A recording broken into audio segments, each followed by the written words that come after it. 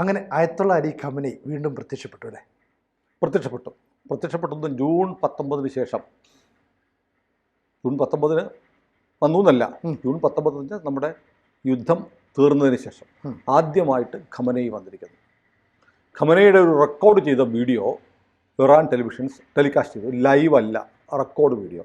എവിടെയാണെന്നറിയില്ല, അജ്ഞാത കേന്ദ്രത്തിൽ നിന്ന് ടെലികാസ്റ്റ് ചെയ്തിരിക്കുന്നത്.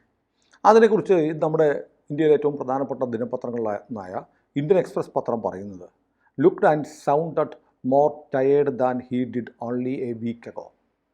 അതായത് ഒരു ആഴ്ച മുമ്പ് കണ്ട ഖമനയെക്കാളും ക്ഷീണിച്ച ദുർബലനായ ഒരു ഖമനയെയാണ് ഈ വീഡിയോയിൽ കണ്ടതെന്ന് ഇന്ത്യൻ എക്സ്പ്രസ് പത്രം. നമ്മളല്ല, ABC മലയാളമല്ല, സുഡാപ്പി ചേട്ടന്മാർ കോപിക്കല്ലേ, ഇന്ത്യൻ എക്സ്പ്രസ് പത്രം എഴുതിയിരിക്കുക. അതിനുശേഷം ആ പത്രം തുടരുകയാണ്, ഖമനയുടെ വാക്കുകൾക്ക് വല്ലാത്ത പതർച്ചയുണ്ട്. പലപ്പോഴും സംസാരിക്കുമ്പോൾ അദ്ദേഹം വാക്കുകൾക്ക് വേണ്ടി പരതുന്നുണ്ട്, വാക്കുകൾ കിട്ടുന്നില്ല. അങ്ങനൊരു ഖമനയെ അല്ല ഈ യുദ്ധം തുടങ്ങുന്നതിന് മുമ്പ് ഇസ്രയേലുമായിട്ട് അടി തുടങ്ങിയപ്പോഴൊക്കെ ഇപ്പം തട്ടിക്കളി, ഇപ്പം ശരിയാക്കൂ എന്നൊക്കെ പറഞ്ഞ് വന്നൊരു ഖമനയുണ്ട്. പക്ഷെ ഒരാഴ്ച കൊണ്ട് ഖമനയി ശബ്ദത്തിൽ ശരീരത്തിലും ശരീരം കൊണ്ടും ശാരീരം കൊണ്ടും ശബ്ദം കൊണ്ടും ശരീരം കൊണ്ടും ദുർബലനായിരിക്കുന്നു. വാക്കുകൾ പതറുന്നു, വാക്കുകൾക്ക് വേണ്ടി പരതുന്നു എന്ന് പറഞ്ഞിട്ടാണ് ഇന്ത്യൻ എക്സ്പ്രസ് പത്രം, വീണ്ടും ആവർത്തിക്കുക, ഇന്ത്യൻ എക്സ്പ്രസ് പത്രം ഇന്ന് റിപ്പോർട്ട് ചെയ്തിരിക്കുന്നത്. എന്നിട്ട് ഖമനയി പറയുന്നത്, ഞങ്ങൾ ഖത്തറിലെ ബേസ് ആക്രമിക്കുക വഴി അമേരിക്കയുടെ കവിളത്തൊരടിയാണ് കൊടുത്തത്. അതായത് എന്നിട്ട് പറയുന്നു, ഈ അമേരിക്ക ഇടപെട്ടത് ഞങ്ങൾ സയനിസ്റ്റ് രാജ്യത്തെ, അതായത് ഇസ്രയേലിനെ ഭൂമിയിൽ നിന്ന് തുടച്ചു നീക്കുമെന്ന് ഉറപ്പായപ്പോൾ സഹായിക്കാൻ വന്നതാണ് അമേരിക്ക. ഞങ്ങൾക്കൊന്നും സംഭവിച്ചിട്ടില്ല, ഞങ്ങളുടെ ഒരസറ്റും തീർന്നിട്ടില്ല, ഞങ്ങളുടെ ആണവശേഷിയും തകർന്നിട്ടില്ല എന്നെല്ലാം പറയുന്ന ഒരു 10 മിനിറ്റ് വീഡിയോ. അപ്പോൾ ഖമനയി എവിടെയാണെന്നറിയില്ല. ഖമനയിയുടെ ഔദ്യോഗിക ബങ്കറിരിക്കുന്ന സ്ഥലത്ത് ആക്രമണം നടത്തി എന്ന് ഇസ്രയേൽ പറഞ്ഞിരുന്നു. അതിനുശേഷം ഖമനയി ഒരു മുദ്രവെച്ച കവറിൽ പുള്ളിയുടെ, നമ്മൾ മുമ്പൊരു വീഡിയോ ചെയ്തു, എന്തുകൊണ്ട് ഖമനയെ ഇസ്രയേൽ കൊല്ലുന്നില്ല എന്ന് പറഞ്ഞൊരു വീഡിയോ നമ്മൾ ചെയ്തിട്ടുണ്ടായിരുന്നു. അവിടുത്തെ ആഭ്യന്തര പ്രശ്നങ്ങൾ കാണിച്ചത്. മറ്റ് 2 പേർ അടുത്ത അയത്തുള്ള ആകാൻ മത്സരിക്കുന്നുണ്ട്. അതിനിടയ്ക്ക് മജ്തോബ ഖമനയി എന്ന് പറയുന്ന അയാളുടെ മകനെ ആക്കിയാൽ അവിടെ വലിയ കലാപം ഉണ്ടാകും. കാരണം മജ്തോബ ഖമനയി ഈ ഖൂം സിറ്റിയിലുള്ള ഇവരുടെ മതപാഠ കോളേജിൽ നിന്ന് ബിരുദം നേടിയ ഷിയ പണ്ഡിതനല്ല. അങ്ങനെ ഒരാളെ അടുത്ത അയത്തുള്ള ആക്കാൻ കഴിയില്ല. പക്ഷേ ഖമനയി എങ്ങാനും കൊല്ലപ്പെട്ടാൽ രക്തസാക്ഷിയുടെ മകൻ എന്ന പേരിൽ ചിലപ്പോൾ മജ്തോബ കയറി വരും. അതുകൊണ്ട് ഇസ്രയേൽ ഖമനയെ കൊല്ലുന്നില്ല ആദ്യഘട്ടത്തിൽ എന്നാണ് ആ വീഡിയോയിൽ നമ്മൾ വിശകലനം ചെയ്ത് പറഞ്ഞത്. പക്ഷേ ഖമനയി അമേരിക്ക ഇസ്രയേൽ സംയുക്ത ആക്രമണം തുടങ്ങിയതിന് ശേഷം ഖമനയി ഒരു വിൽപത്രം പോലെ ഒരു കവറിൽ അടുത്ത അവകാശികളുടെ പേരെഴുതി വെച്ചുവെന്നും അതിൽ മകൻ്റെ പേരൊഴിവാക്കി അവിടെ അടുത്ത അയത്തുള്ള ആകാൻ മത്സരിക്കുന്ന മറ്റ് 2 പേരുടെ പേരും, സാധാരണ എന്താ ചെയ്യുന്നത്, ഒരാളുടെ പേരല്ലേ അടുത്ത അവകാശമായിട്ട് എഴുതുള്ളൂ, അതായത് 2 പേരുടെ പേരെഴുതി വെച്ചിട്ട് കവർ കൊടുത്തിരിക്കുന്നു എന്നാണ് വാർത്ത വന്നത്. അപ്പോൾ ഖമനയിക്ക് പോലും പേടിയുണ്ടായിരുന്നു, താൻ കൊല്ലപ്പെടുമെന്ന് ആശങ്കയുള്ളതുകൊണ്ട് അടുത്ത ആയത്തുള്ള തീരുമാനിച്ചു. പക്ഷേ അവിടെ ഒരു ട്രിക്ക് പുള്ളി വെച്ചു. ഈ 2 പേര് തമ്മിൽ പേര് വെക്കുമ്പോൾ 2 പേരും തമ്മിൽ തർക്കം ഉണ്ടാവും. ഈ മുഹമ്മദ് നബിക്ക് ശേഷം ആരാണ് അടുത്ത അവകാശി എന്നൊരു വലിയ തർക്കം ഉണ്ടായിട്ടാണ് ഷിയ സുന്നിയായിട്ട് 2ആയിട്ട് പിരിഞ്ഞത് എന്ന് പറയുന്നത് പോലെ, എൻ്റെ മകനെ എൻ്റെ കാലശേഷം ആക്കുന്നില്ലെങ്കിൽ അടുത്ത 2 അടിക്കട്ടെ എന്നൊരു നിലപാട് ഖമനയ്ക്കുണ്ടായിരുന്നു. അതുകൊണ്ടാണ് 2 പേരുടെ പേര് എഴുതിയത്. അപ്പോൾ ഇവന്മാർ തമ്മിലടിക്കുമ്പോൾ ബാക്കിയുള്ളവർ കൂടി എന്നാൽ നിങ്ങൾ 2 പേരും ആവണ്ട, മജ്തബ ആവട്ടെ എന്ന് പറയും. ഇങ്ങനെ ഭയങ്കര ബുദ്ധിയായിരുന്നു. അപ്പോൾ അങ്ങനെയൊക്കെ ചെയ്തു വെച്ചു ഈ പേടിയില്ലാത്ത മഹാൻ. അപ്പോൾ ഏതായാലും അങ്ങനെ പറഞ്ഞിട്ട് ആണ് ഇതെല്ലാം പറഞ്ഞിട്ടാണ് ഖമനയി സംസാരിക്കുന്നത്. 10 മിനിറ്റേ സംസാരിച്ചിട്ടുള്ളൂ. പിന്നെ ഇസ്രായേലിനെ കുറേ ചീത്ത, ഞങ്ങൾ വലിയ സംഭവമാണ്, ഞങ്ങൾക്കൊന്നും ചെയ്യാൻ പറ്റില്ല, ഇറാൻ്റെ ശക്തി ഇറാൻ്റെ കരുത്ത് തെളിയിക്കപ്പെട്ടു കേട്ടോ, ഇല്ലെന്ന് നമ്മൾ പറയാൻ പറ്റില്ല. ഇറാൻ പിടിച്ചു നിന്നില്ലേ, പിന്നെ പിടിച്ചു നിന്നു. കാരണം അവർക്ക് വിമാനങ്ങൾ പോലുമില്ല, പറക്കാനുള്ള യുദ്ധവിമാനങ്ങൾ പോലുമില്ല. പരിമിതമായ ശേഷിയാണെങ്കിൽ പോലും അവർ മിസൈലുകൾ അയച്ച് പിടിച്ചു നിന്നു. മിസൈലുകൾ അയച്ചു എന്നുള്ളത്, മിസൈലുകൾ ഇഷ്ടം പോലെ അവരുടെ കയ്യിലുണ്ട്. ചൈന കൊടുത്തിട്ടുണ്ട്. ചൈനയുടെ ഒരു വിമാനം വന്നിറങ്ങിയതൊക്കെ നമ്മൾ റിപ്പോർട്ട് ചെയ്തു. ചൈനീസ് വിമാനം ആയുധങ്ങളുമായിട്ട് വന്നു.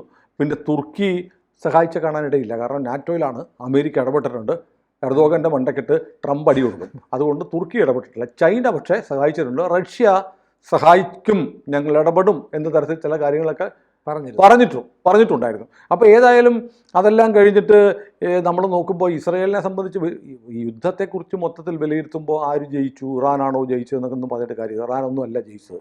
കാരണം യുദ്ധം തുടങ്ങിയപ്പോൾ തന്നെ സൈന്യത്തലവൻ അങ്ങ് പോയി, റവല്യൂഷണറി ഗാർഡിൻ്റെ തലവൻ പോയി, പ്രധാനപ്പെട്ട സൈനിക നേതാക്കന്മാരെല്ലാം പോയി, ആണവ ശാസ്ത്രജ്ഞന്മാരെല്ലാം പോയി, ആണവ കേന്ദ്രങ്ങൾ പോയി. എന്നിട്ട് ഇസ്രയേലിൽ ഇറാനിട്ട് ഒന്നും ചെയ്തില്ല എന്നൊക്കെ പറയുന്നത് വെറുതെ വീൺവാക്ക് പറയുന്നത്. ജയിച്ചത് ഇസ്രയേൽ തന്നെയാണ്, ഒരു തർക്കമില്ല. ഇസ്രായേൽ പ്രതിരോധിച്ചു.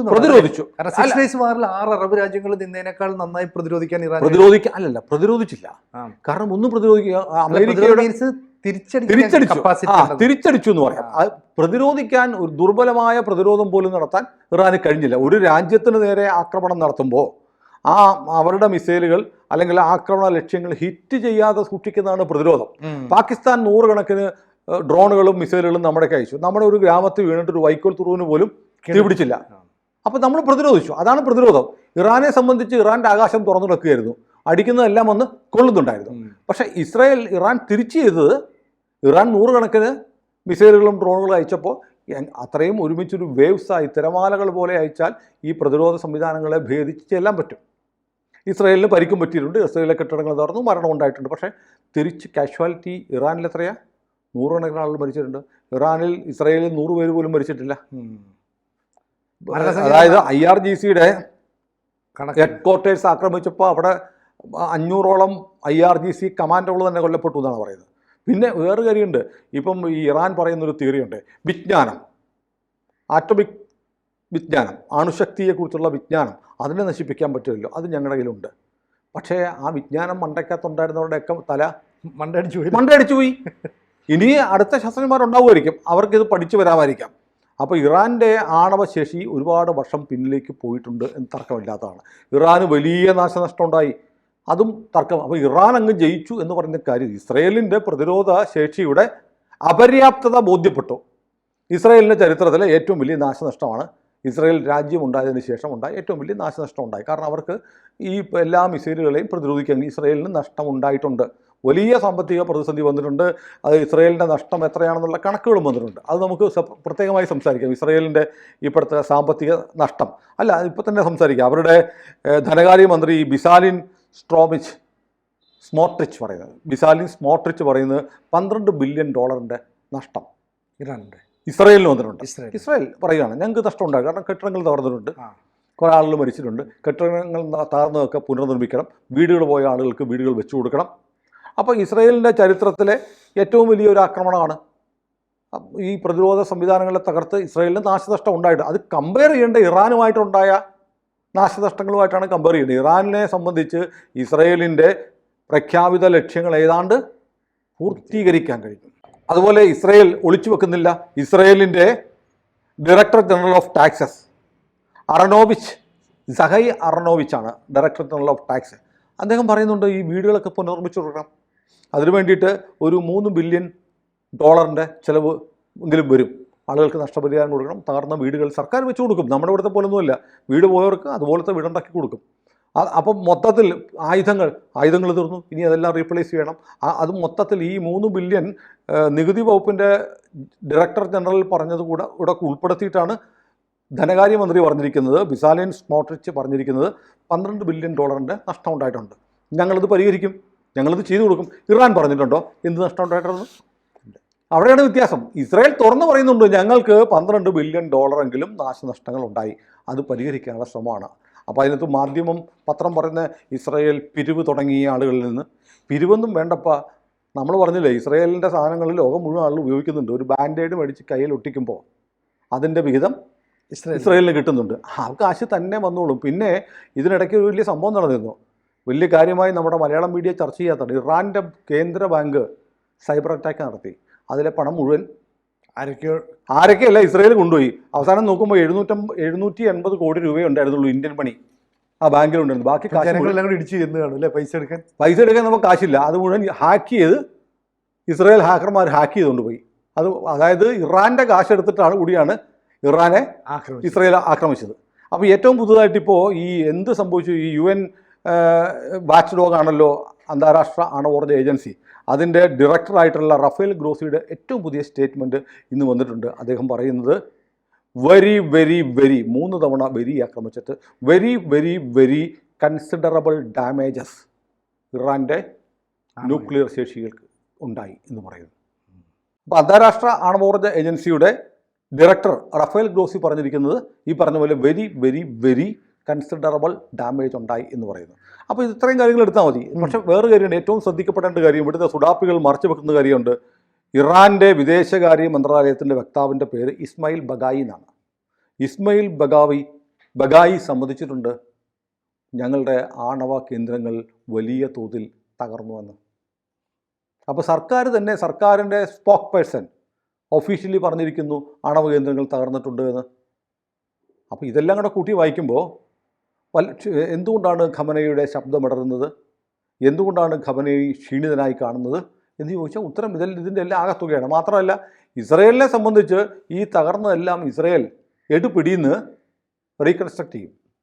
കാശ് അമേരിക്ക കൊടുക്കും, ഇസ്രയേലിൻ്റെ ഈ കാശുണ്ട്, ഇസ്രയേലിൻ്റെ വരുമാന മാർഗ്ഗങ്ങളുണ്ട്. ഇസ്രയേലികൾ, ലോകത്തെമ്പാടുമുള്ള ജൂതന്മാർ വേണമെങ്കിൽ പണം അയച്ചു കൊടുത്ത് ഈ പുനർനിർമ്മാണ പ്രവർത്തനം നടത്തും. ഇറാന് ആര് കാശ് കൊടുക്കും? ഇറാൻ എവിടെ പണം? സാമ്പത്തിക പ്രതിസന്ധി ആകെ ഉള്ളത് എണ്ണക്കച്ചവടം മാത്രമാണ് അല്ലേ. എണ്ണ വിറ്റ് കിട്ടുന്ന എണ്ണയ്ക്ക് പലയിടത്തും ഉപരോധമുണ്ട്. ഇനിയിപ്പോൾ ട്രംപിൻ്റെ ഒരു പുതിയ പ്രഖ്യാപനം ശ്രദ്ധിക്കപ്പെട്ടു, വേണമെങ്കിൽ ഇറാനിൽ നിന്ന് എണ്ണ മേടിക്കാം എന്ന് പറയുന്നുണ്ട്. കാരണം ട്രംപിൻ്റെ ലക്ഷ്യം റഷ്യൻ എണ്ണ ആരും വാങ്ങരുത്, വേണമെങ്കിൽ ഇറാൻ്റെ എണ്ണ വാങ്ങാം എന്നൊരു ലൈനിലേക്ക് ട്രംപ് മാറുന്നുവെന്ന് ചില മാധ്യമങ്ങൾ റിപ്പോർട്ട് ചെയ്യുന്നുണ്ട്. ട്രംപിന് അവിടെയും കച്ചവടമാണ് താല്പര്യം.